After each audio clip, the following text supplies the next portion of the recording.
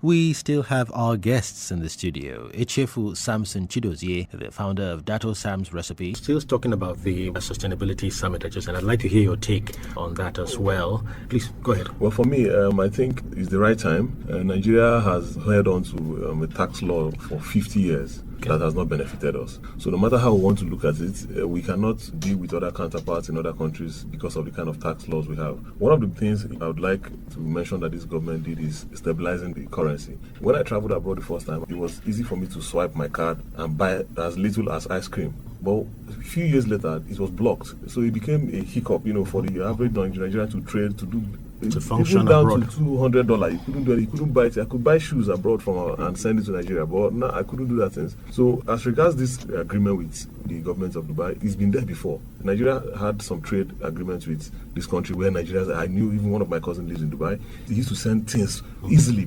If you go to countries like Malay and you go to like a place like called Langkawi is a tax-free place. Malacca in the same country, so we have to start looking at that kind of structure. Okay, you come to United Arab Emirates. The prices of things in Dubai is different from the price of things in Abu Dhabi. It's different from the price of things in Sharjah, and so Nigeria have to start looking at all those things. So I feel this is like a foundation being laid by this government. And then another thing I keep telling people is that Nigeria is still one of the cheapest countries to live in.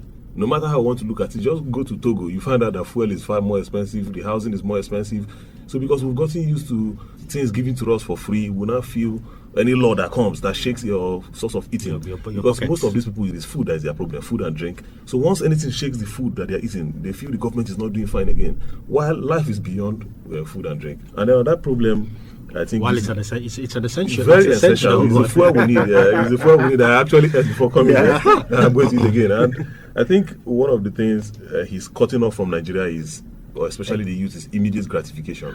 Most Nigerians have gotten used to immediate gratification. You just got a job, 3 years later, you want to become a millionaire. How much is your salary? How do you, so you just want to be. Then the younger ones following are also looking at, they feel, you got this job 2 years later, you bought a car of 50 million naira. Why your salary is 250,000? How did you save 50 million naira to buy this car? You're not doing business. So, but we're still in the business like trying to lure young person. So that's one of the reasons why I'm not a salary earner.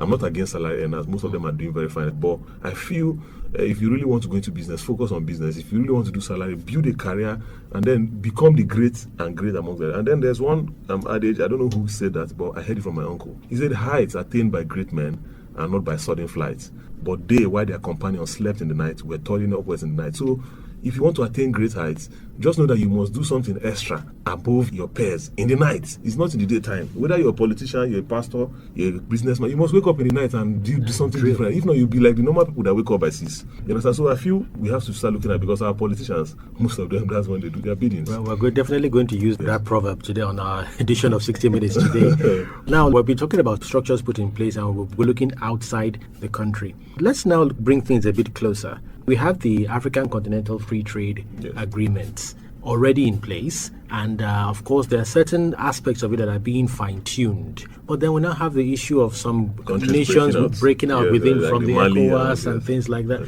So now, how do you reconcile the AFCFTA agreement with these breakaway countries? How does it affect us? For me, I think we are the problem. I must say that, Nigeria is the problem, because if you go to other countries, like the Francophone-speaking countries, like once you enter Benin Republic, they use the same currency. Down to Ivory Coast, you drive down to Mali, they still use CFA. So they have a somewhat consolidated economy.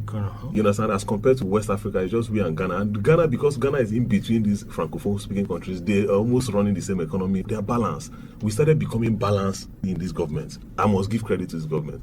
Balance in terms of currency. So I feel one of the reasons why Nigeria couldn't meet up with that free trade within the African region, we are one of the last countries that signed that. Other 40-something countries have accepted. Nigeria was waiting. So I feel we just signed it, but our economy is not stable enough to play a fair game. If we start allowing them bringing goods here, Nigeria will be flooded. Our youth will not be able to. So I feel we still have to do internal works from the structural part of our government, like you mentioned. How do we structure this so that it will not affect competitive movement of goods? For example, now the Niger people, because of they now impose, I think, 0.5% on every goods that comes from Nigeria. They are not the one imposing tax on us, while we are the ones that are supposed to run the show. So, we have the good economy. Nigeria is stronger than them in almost every aspect. But because we're not playing a fair game, they don't look at. So I don't know. I think I would give credit to the French government that helped them build those structures. So even now, this is our tax law. to generate revenue, we are still working with the French government. So we have to look at these people. I don't think the problem is from the other countries, from Nigeria. From Nigeria. Now, in your business, what are the basic challenges you face from setting up to running the business? Well, we were able to get the training, so I won't say training. We were lucky to get training from a reputed organization, the International Institute of Tropical Agriculture. So they exposed us to business and then other organizations. They linked us up. So, but one of the major problems we are facing is finance, access to finance. No matter how we want to funding, throw it away, because some of them will say, "Stop asking for money." They will know you need money even to get a good structure fees. For him to pay his social media person, even as a new business, is money. So no matter how you want to look at it, I'm volunteering for an organization that deals with climate issues, climate actions. And since we had that organization set up with Action Aid Nigeria recently, it's been 6 months now. It's still I myself paying for data, paying for this and doing the flyers, all those things. So these are money. You need access to credit. But they say you people like money too much. We it's need the money fuel for the we need money for the ministry to move. We need the money. So, and then why I keep holding on to this, because I've been to other countries.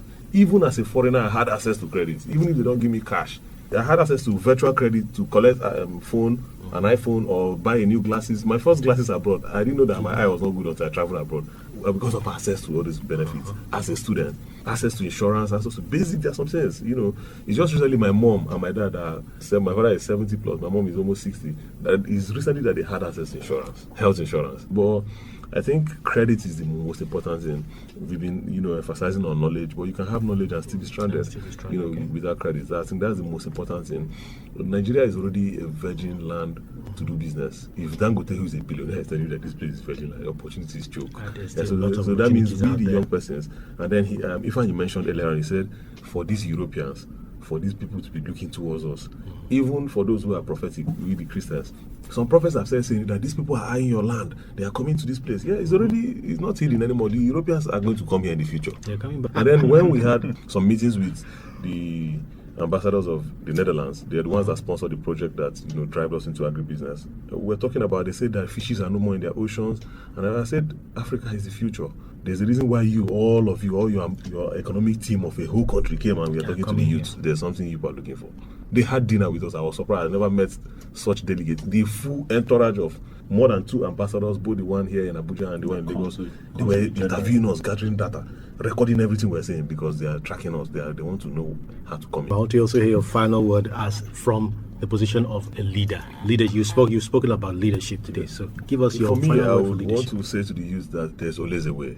There's always a way to anything apart from miracles. A lot of us, because of religion and all, we believe in miracles. People want to go for spiritual. Yes, the spiritual backs the physical, but there are people who don't have those spiritual, cleansing things, but they are doing a lot of great things. So it's not about you not being born again or you not being whatever. You need to know that there's always a way. And then when you have that mindset that there's always a way, then you now start moving towards that place. Your instincts talk to you, because positivity. We all have, definitely. You must be positive about it. If you're not positive, you won't go far. I use myself as an example. Growing up, I was a shy child. I was shy. Even in secondary school, I used to time the part of the school, because I live in the hostel, to stay where I will not meet people, where my classmates will not come. So I stayed away from people. But I never knew that one day I would be able to come and talk on air. Why? Because I started looking, beyond. And then, by the grace of God, I learned, this from serving under the church. So apart from knowing that there's always a way, you must also know that there's a place of service. Most people do not want to serve, but they want to be lords. You don't want to serve, but you want people to serve you. You must serve. The people say, if you worship a king or you serve a king, you become a king. You don't learn kingship. Even the British people, their children, all of them went through the military. They passed through one thing or the other in service to know. I was reading about Marriott Hotel. I don't know if you know, it's a big hotel in America. Yep. And I found out that when they employ their children, they don't make them the top because their father is one of those. They send them to the lowest parts, they cleaning the kitchen. They stay there for months and they keep growing by ranks. Maybe instead of them growing every 2 years, they grow every 2 months. But the reason is that they want them to serve in every department so that when they become leaders, they can know that, okay, in the kitchen, when I stayed there 2 months, even IT in Nigeria, people don't want to do IT. They just want to collect the logbook, go into their house, sign it and bring it. You're wasting your time. You cannot become a leader. Even if you become a leader, you're going to have issues and everything. So I believe, I think the take home is know that there's always a way, and then also be ready to serve. whether you're getting money at that point or not, just know that you're, whether in church, whether in your mosque, in your whatever, in your place of serve even when they cannot pay you. When you're serving, you know that this thing I'm doing and this person cannot pay Serve me. your way to value. Serve your way to value. Thank you so much. After all, a leader is actually a servant of the Yes. people in any way you look at it.